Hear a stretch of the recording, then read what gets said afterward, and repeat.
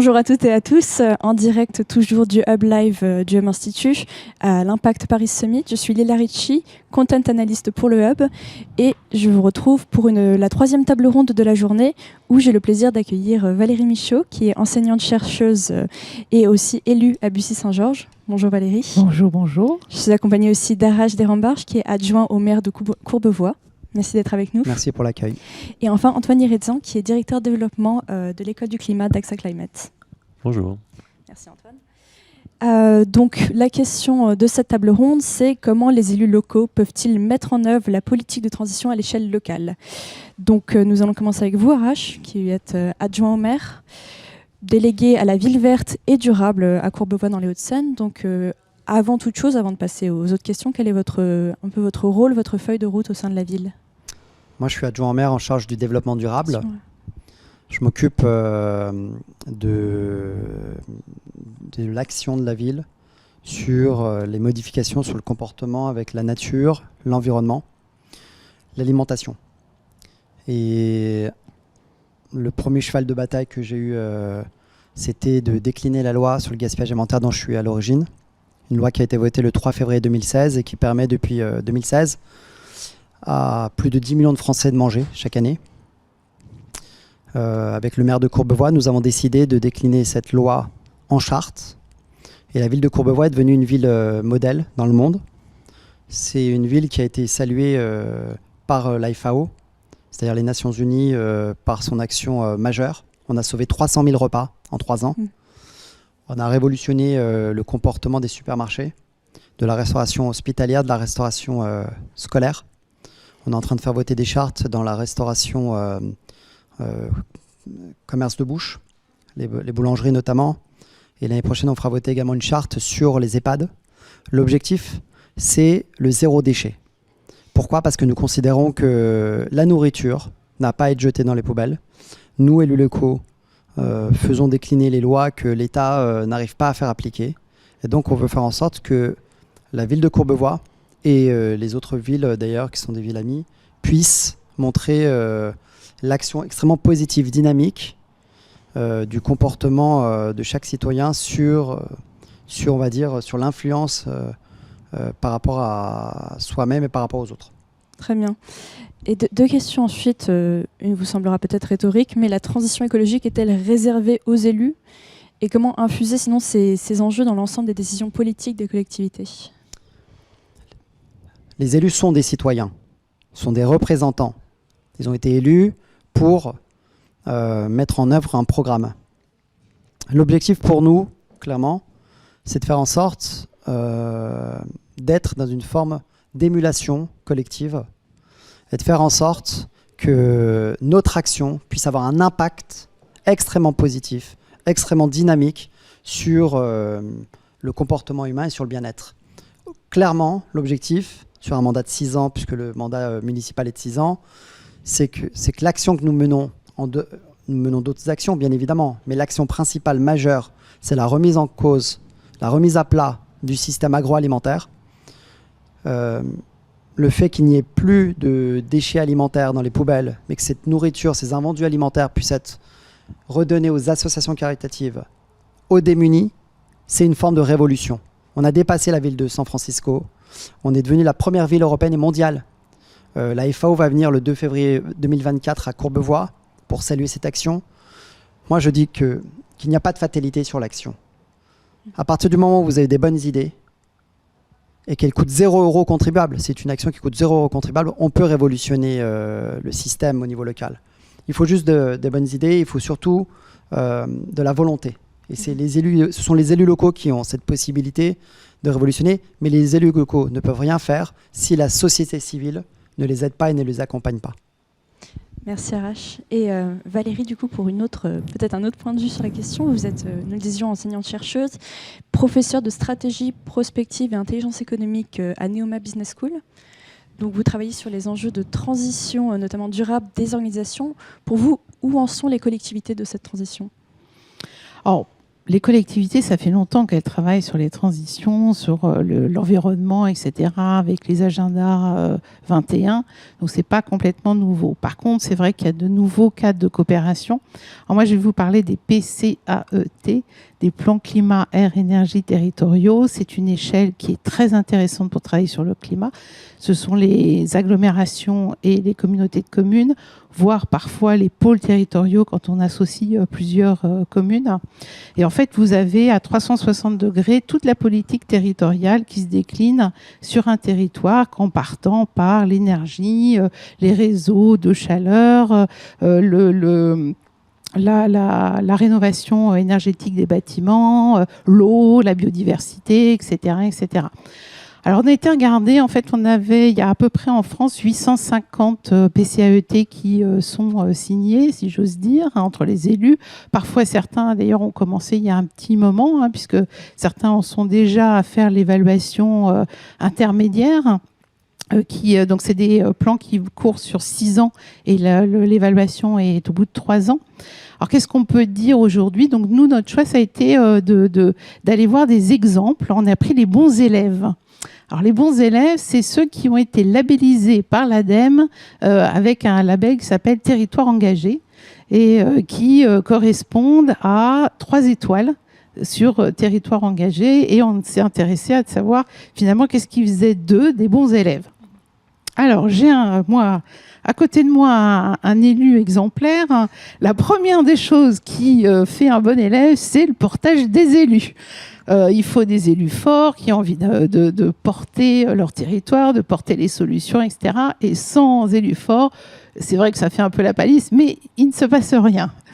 La deuxième chose, c'est le décloisonnement. En fait, j'étais il n'y a pas très longtemps à une table ronde avec des entreprises de l'électricité et de la transition énergétique, mais côté entreprise. Et la première chose qu'ils disent des collectivités, c'est elles sont cloisonnées, elles sont tellement cloisonnées sur nos sujets que ça finit par être un problème. Donc, c'est vrai que le PCAET essaye de rendre un petit peu de transversalité.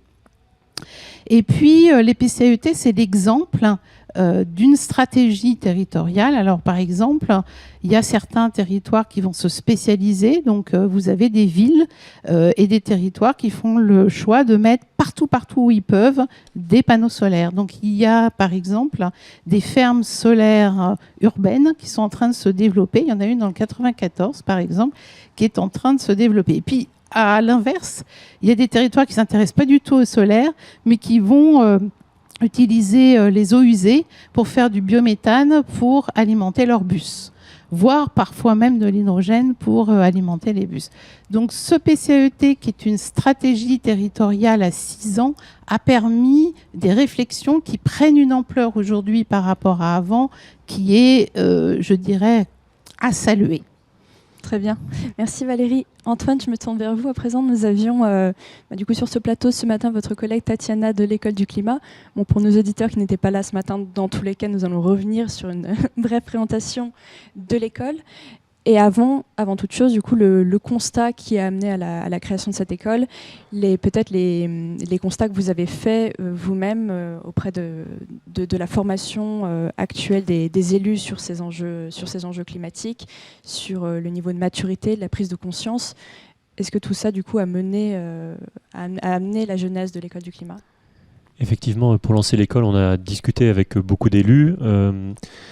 Ce qui revient souvent, déjà, c'est l'extrême disparité entre les élus. C'est-à-dire qu'entre un élu de métropole où il y a beaucoup de moyens, où il y a peut-être plus de temps qui est alloué à pouvoir se former, etc., et l'élu, disons, d'une petite mairie rurale où en fait il a 10 000 choses à gérer et globalement c'est par exemple le maire ou la mairesse qui s'occupe de tout, c'est pas tout à fait le même statut. Sur les questions qui nous intéressent, donc de transition environnementale, il y a effectivement beaucoup de choses qui sont faites historiquement. Il y a parfois traité de façon très cloisonnée. Par exemple, je pense au traitement de la pollution de l'air, des choses comme ça, qui étaient un peu des chasses gardées de certains services et de certains élus. Aujourd'hui, effectivement, on a envie de plus de transversalité et des outils comme le PCAET, qui n'est pas forcément adapté à des petites communes, permettent de faire cette transversalité-là. Donc il y a il y a un besoin de dépasser des anciennes façons de travailler, il y a une différence de traitement entre les différents territoires, et il y a énormément de choses qui se passent sur le terrain. Par exemple, on vient de donner un super exemple sur à la fois une vision, un portage politique et des déclinaisons opérationnelles de qu'est-ce que ça veut dire la lutte contre le gaspillage alimentaire. Et en fait, ça, ce sont des incroyables initiatives, et il y en a partout sur le territoire, sur différentes verticales. Et la difficulté quand on parle avec des élus, c'est que souvent ils sont là, je ne sais pas par où commencer, je ne sais pas quoi faire, je n'ai pas les outils, etc. Et donc en fait, ce qui va se passer, j'imagine que vous devez tout le temps avoir des coups de fil d'élus qui veulent savoir ce que vous avez fait, comment vous avez fait, etc. Et en fait, ce qu'on observe, c'est que souvent ça se passe comme ça en informel, d'élu à élu, à travers les associations d'élus. Et donc l'objectif de la formation, c'est bien sûr de dépasser ça. Et il y a aujourd'hui beaucoup de formations qui existent sur un certain nombre de verticales, sur des choses très techniques, à destination des agents, à destination des élus. Nous, ce qui nous a semblé, en tout cas des retours terrain qu'on a eus, c'est qu'il manquait une brique, qui était un peu ce discours généraliste pour l'ensemble de la collectivité. Juste, ok, c'est quoi là, d'où on part sur le constat scientifique, sur quoi est-ce qu'on peut tous être d'accord maintenant à l'instant T, quelles que soient les disparités techniques, d'où on part d'un point de vue connaissance, d'où on part d'un point de vue politique aussi. Donc, quelle est la base commune d'où on part? Et ensuite, quels sont un peu les moyens d'action à l'échelle du territoire? Qu'est-ce qui est déjà déployé un peu partout dans le territoire? Quels sont les grands leviers? Quelles sont les grandes questions?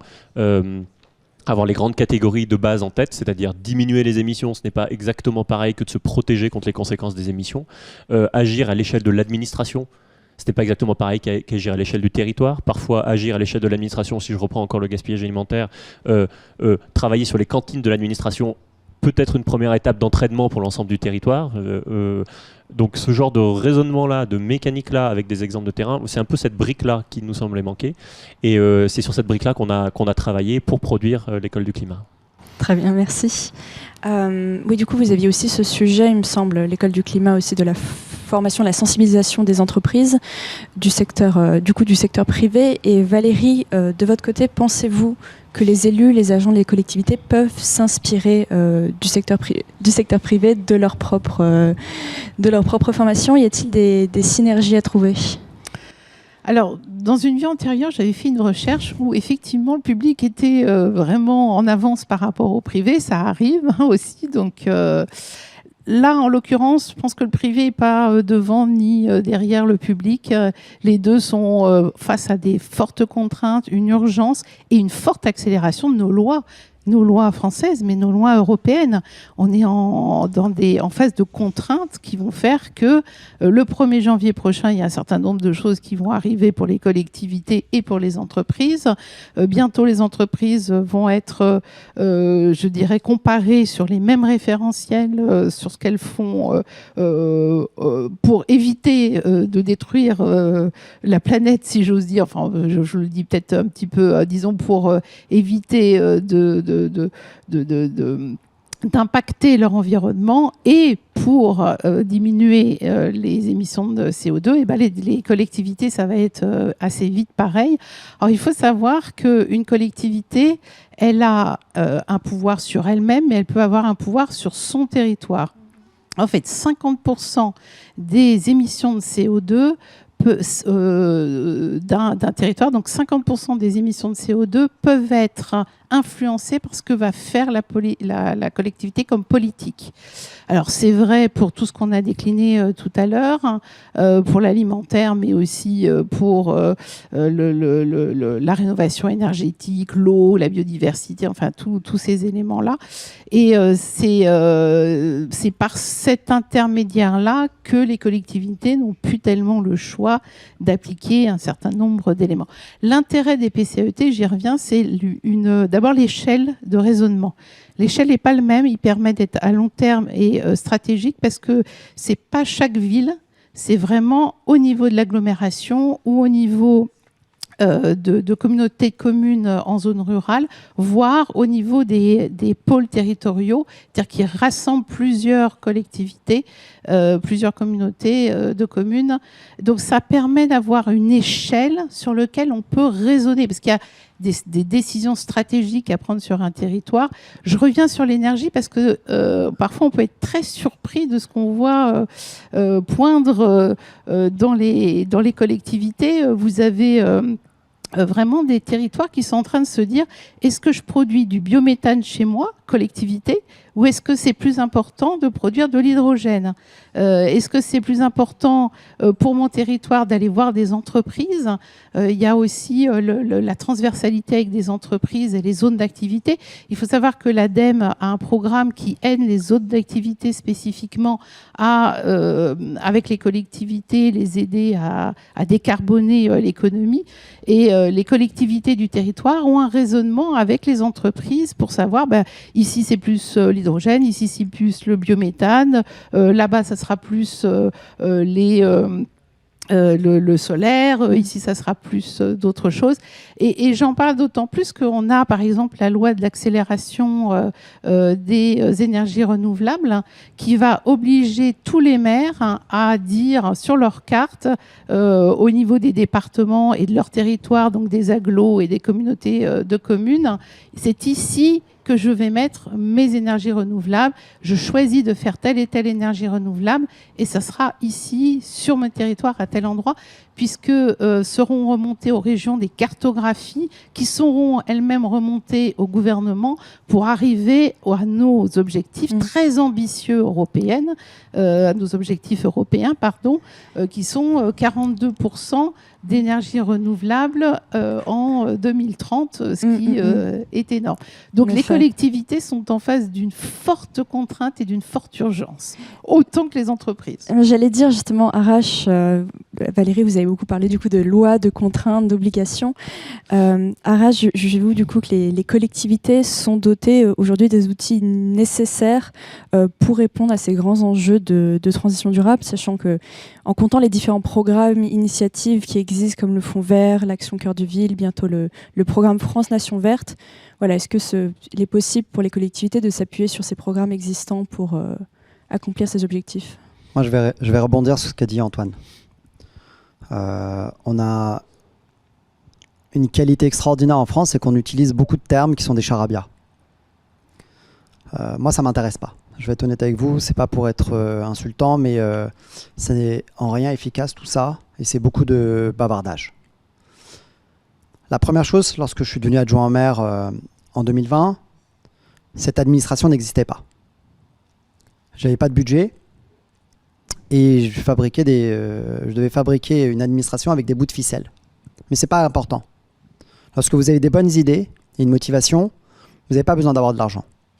Donc, c'est des sornettes. Lorsqu'on vous dit j'ai pas d'argent, je peux rien faire. C'est pas vrai.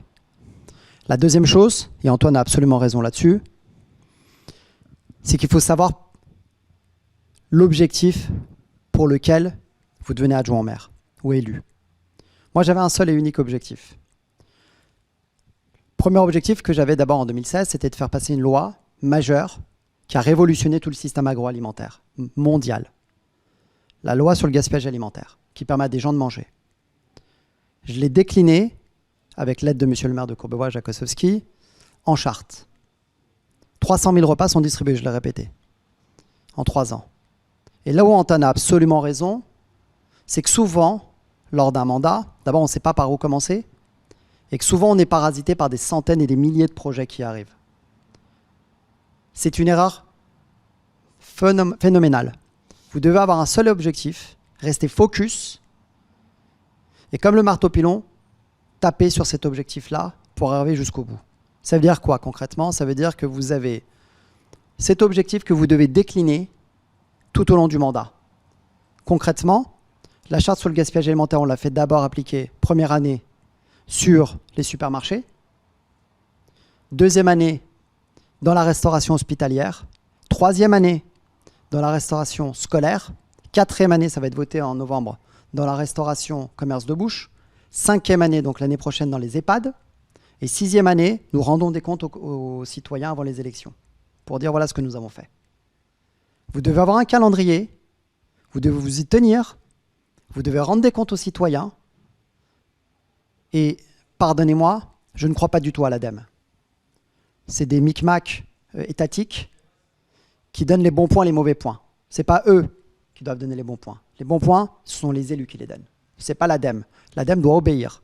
L'ADEME, c'est une organisation de l'État qui était contre la loi sur le gaspillage alimentaire au départ, je le rappelle, et ça m'a donné une indication extrêmement forte sur ce que ça veut dire les fonctionnaires ou on va dire les organisations étatiques d'un côté, et de l'autre côté les élus de terrain. Et c'est là où j'ai très bien compris, quand la loi sur le gaspillage alimentaire a été faite, pourquoi l'ADEME, par exemple, pour moi, n'est pas crédible. Ce qui est crédible, c'est la FAO, par exemple. Ce sont des organisations internationales qui ont pignon sur rue et ou les associations comme le Secours catholique, le Secours populaire, la Croix-Rouge, la Banque alimentaire ou les associations de terrain. L'ADEME est une administration qui donne les bons et les mauvais points. Malheureusement, elle n'est jamais au rendez-vous quand il faut et elle ne fait que suivre. C'est très bien pour les statistiques, mais la locomotive, ça reste les élus. Et le troisième point, pardon, je rebondis encore sur ce qu'a dit parce qu'Antoine a dit des choses extrêmement pertinentes. On n'a pas de budget, c'est pas grave. On doit se tenir à son mandat. Et troisième point, très important, il ne faut pas être parasité par d'autres projets. À partir du moment où vous tenez un cap, vous devez vous y maintenir. On ne peut pas tout faire pendant un mandat, c'est impossible. C'est comme pour une campagne électorale, on ne peut pas avoir plus de 2 ou 3 propositions fortes. Si vous allez, comme à l'époque Bruno Le Maire avait proposé, et qu'il avait fait 1% ou 2% dans ses primaires, 1000 propositions, vous perdez et vous perdez tout le monde. Le cerveau humain ne peut tenir qu'1 ou 2 projets, pas plus. Et c'est sur ces projets-là, à la fin du mandat, que vous devez rendre des comptes ensuite aux citoyens. Si je peux me permettre, vous devez rendre des comptes quand même sur les politiques nationales et les PCAET servent une politique nationale. Mais pardonnez-moi, chère madame, c'est pas auprès de l'ADEME à qui je rendais compte. C'est à la Chambre régionale des comptes. Le PCAET, c'est pas l'ADEME. Absolument, L'ADEME finance. Par contre, l'ADEME finance. J'ai pas besoin de beaucoup. financement pour l'application de la loi sur le gaspillage alimentaire. Ça coûte 0 €.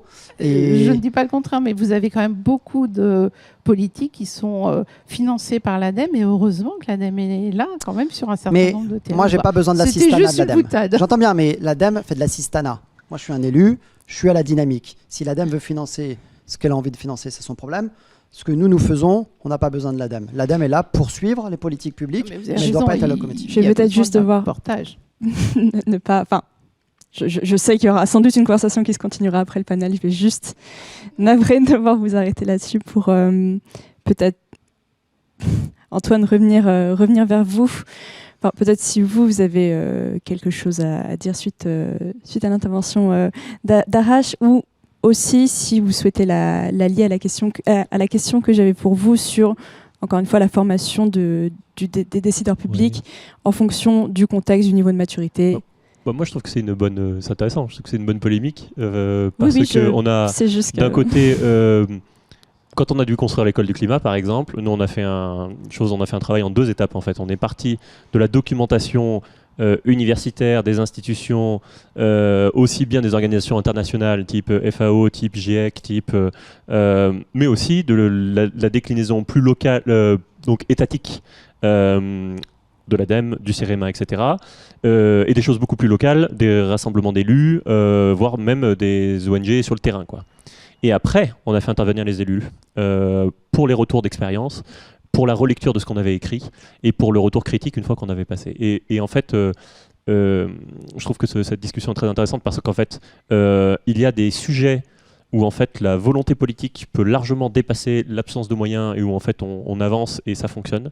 Il y a des sujets comme par exemple de grosses infrastructures d'adaptation à la montée des eaux, des choses comme ça, où en fait les collectivités n'ont pas les moyens, ni techniques ni financiers, de s'en sortir.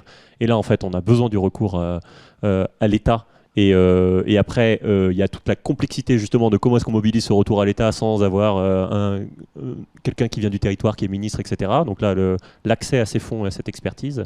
Et ça, cette espèce de grand aiguillage, d'arriver à déterminer où est-ce que je peux y aller tout seul, quel va être mon projet pendant mon mandat, où est-ce que j'ai besoin d'aide, à qui appeler, c'est aussi ça, en fait, l'objectif de cette formation et de cette base commune.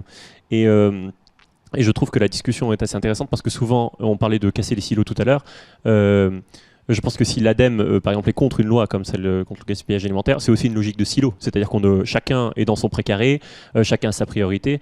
Par exemple, je pense aux zones de faible émission, qui est donc une micro-polémique, qui est intéressante.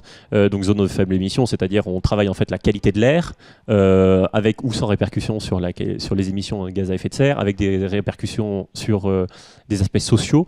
Et là, on est typiquement sur quelque chose. D'un côté, une décision vision technocratique, purement on va remplir les objectifs pour arrêter de se faire sanctionner.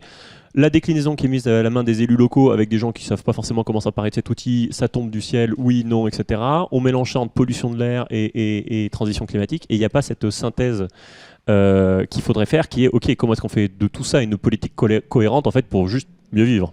Et c'est un petit peu ça, peut-être que si on commençait par avoir le même langage, en tout cas, et les mêmes priorités, on pourrait arriver à dépasser ces Je vais contradictions. rebondir sur ce que dit Antoine, c'est important parce que en réalité on dit la même chose, c'est que l'État finance, on va dire, le squelette, bien sûr, heureusement d'ailleurs, puisque les collectivités territoriales, je rappelle, se sont fait quand même dépouiller et désosser sur les précédentes lois, sur toutes les 2 derniers quinquennats que nous avons eus. On a eu, et j'imagine que c'est un débat qui sera mis sur la table, on s'est fait désosser quand même sur nos modes de financement. Les dotations, ouais. Absolument.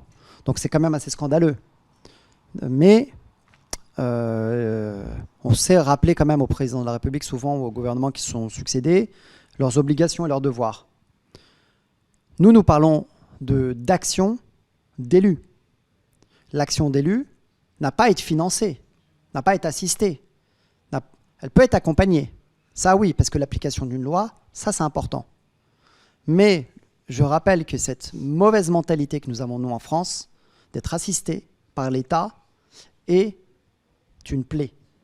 Les élus, je le rappelle et je ne le rappellerai jamais assez, doivent être en première ligne.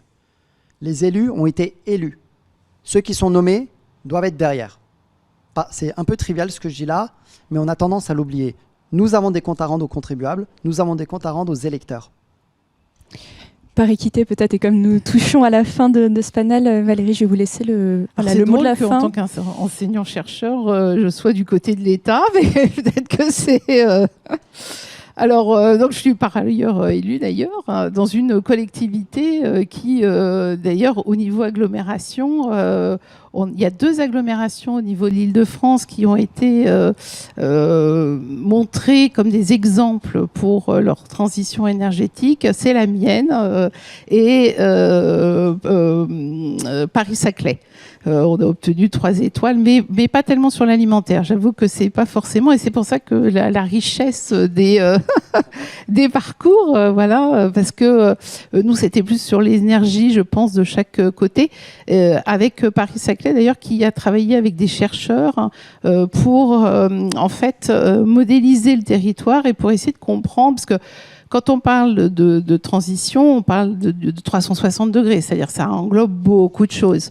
Et ça demande quand même une forme de planification, et c'est justement ces stratégies territoriales, c'est de la planification, c'est de se dire en 2030 il faut avoir réduit, je sais pas moi, de 20-30% les émissions de CO2 sur ma territoire, et donc je vais m'y prendre comment. Et je trouve à ce niveau-là d'ailleurs que l'État a pris un parti qui est d'avoir des cadres de coopération, parce que le PCAET ne vous dit pas ce qu'il faut faire.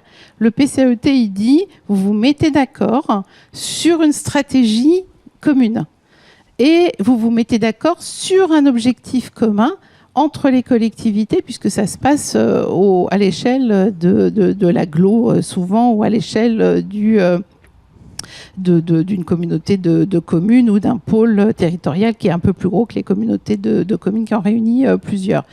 Et ça leur laisse une énorme liberté. C'est pour ça qu'il y a une très, très, très grande richesse. Donc, chez vous, on l'a bien compris, l'alimentaire a pris le pas. Dans d'autres territoires, c'est d'autres éléments. Mais en tout cas, moi, je trouve, pour finir sur une tonalité positive, s'il y en avait besoin, que nos études montrent à quel point on avance avec des grands pas, en décloisonnant énormément, puisqu'on a de plus en plus de collectivités qui arrivent à parler plus facilement aux entreprises du territoire sur des objets communs qui est le climat. Et donc, c'est quand même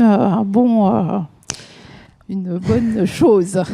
Il reste 30 secondes. Tu finis sur une note positive, mais on avance à grands pas, mais on est quand même complètement à la ramasse sur l'ensemble des objectifs. C'est-à-dire qu'il y a des communes qui sont leaders sur un certain nombre de choses, mais si on regarde des objectifs climatiques, environnementaux, biodiversité, eau et matériaux, et voire même sociaux, avec globalement un recours à l'aide alimentaire qui augmente, etc., Oui, on n'augmente pas de géant, mais il faut pas non plus qu'on soit dans l'autosatisfecit, quoi. Il y a quand même, C'était pas on est comme quand même. ça que je Ouais, l'entendais. voilà. Je l'entendais comme une amélioration continue, c'est-à-dire on se donne des objectifs, on atteint les objectifs, on dépasse, on redonne des objectifs, puisque c'est l'Europe fait un peu de la même façon de se donner des objectifs ambitieux, mais bon, après il y a une mise en œuvre qui peut. D'ailleurs, les zones à faible émission sont intéressantes parce que vous allez voir que les élus, certains vont reculer, effectivement, mais c'est enrayé. Ça commence, hein. Ça commence à se mettre en place, etc. Ça va peut-être prendre 2-3 années de retard, mais ça va certainement s'enclencher à un moment, et donc c'est ça qui est le plus important. Valérie, Arash, Antoine, navré de devoir vous couper là. Merci, Merci. merci pour ce panel, ce débat, Merci beaucoup. surprise. Et merci à tous les trois encore.